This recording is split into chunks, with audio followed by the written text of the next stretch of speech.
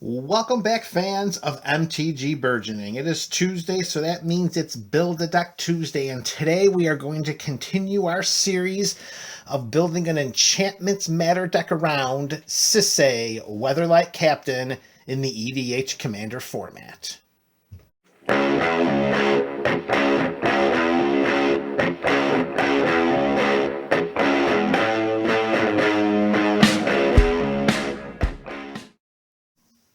Welcome back, fans of MTG Burgeoning. Here we are again. We are continuing our Build a Deck series with Sisay, Weatherlight Captain.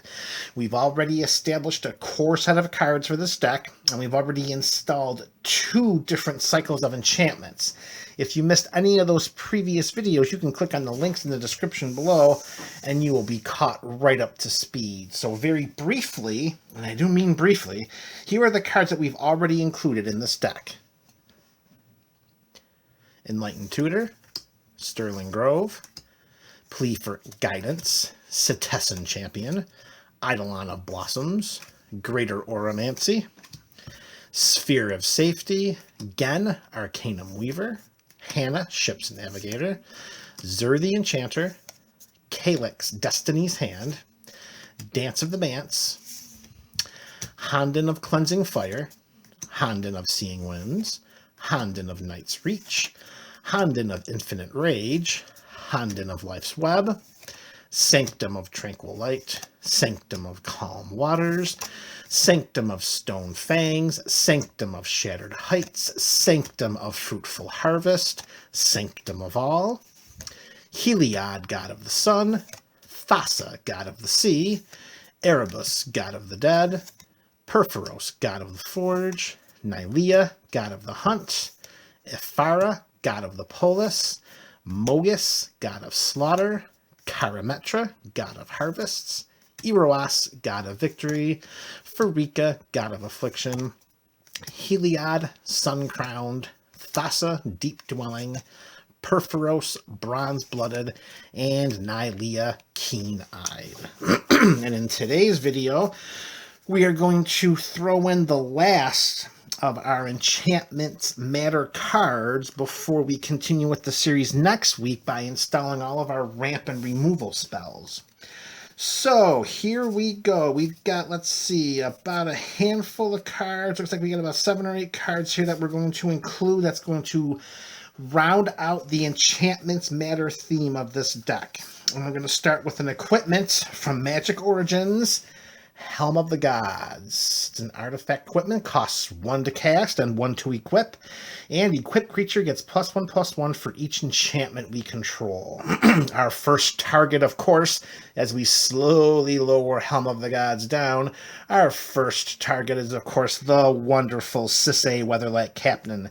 By boosting her power and toughness with Helm of the Gods, we are able to utilize her Search Our Library ability and put a legendary permanent card into play with converted mana cost that is less than or equal to Sisay's power.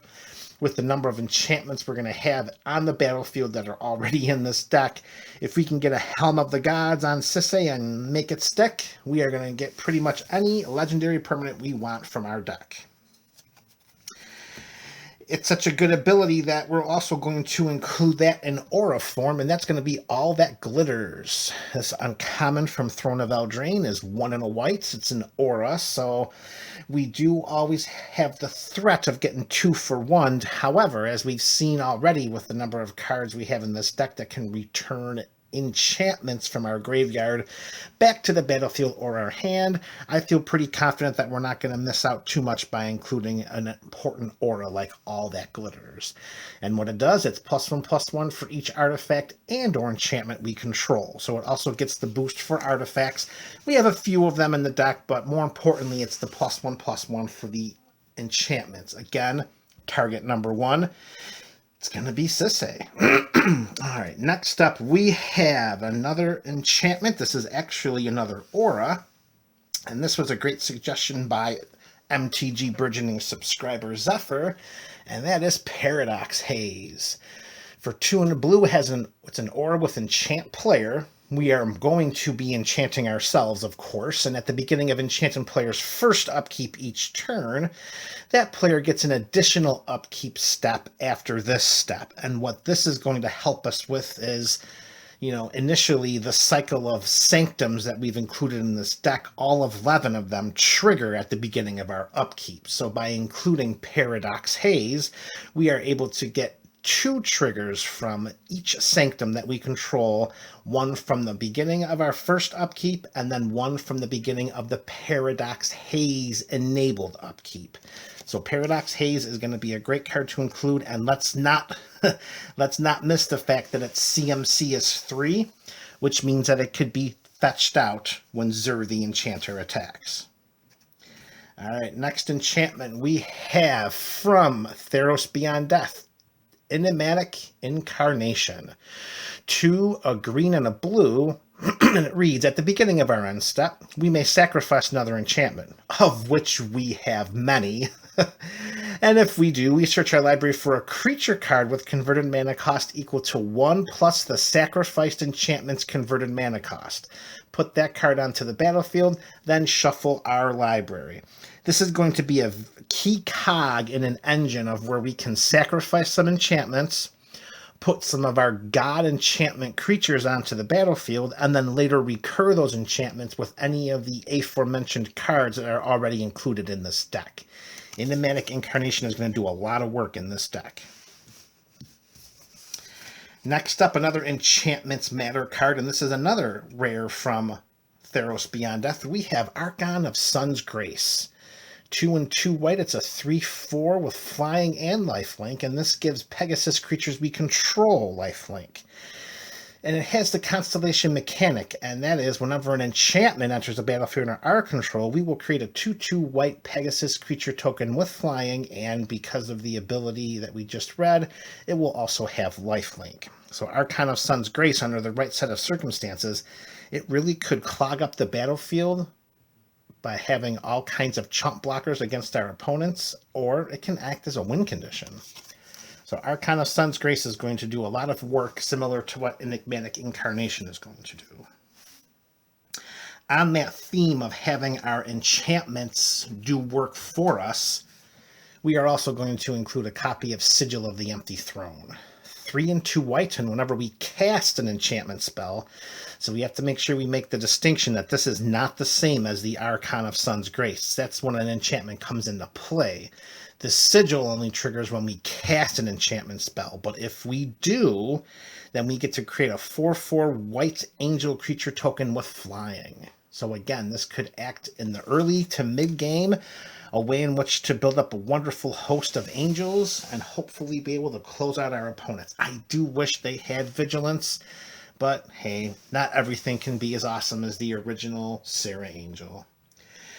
All right, so these are the last half dozen Enchantments-matter cards that are going to make up the great core of our deck before we install the ramp and removal next time we meet. But the last card is something that's going to be added just for Sisay, and it's going to help protect her as well as boost her power and toughness so that we can use her ability to the greatest of our advantage, and that's going to be a copy of Champion's Helm. Originally printed in the Commander 2011 pre-constructed deck products, equipped creature comes with +2/+2, and as long as the equipped creature is legendary, it has hexproof with a CMC of 3 and only to equip 1. For all intents and purposes for Sisay, this is going to act as Sisay getting +2/+2 and hexproof, all for just the equip cost of 1.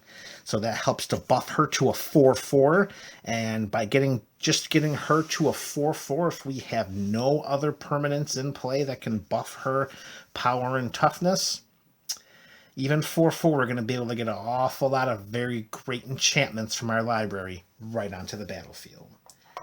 And MTG Burgeoning fans, that's going to be it for today. We are almost done completing the deck list of Sisay, Weatherlight Captain, Enchantments-matter EDH Commander deck. The next time we meet, we install our ramp, we install our removal, then we're just one video away from putting in the land base, and we will have a completed EDH Commander deck. Let me know your thoughts in the comment section below.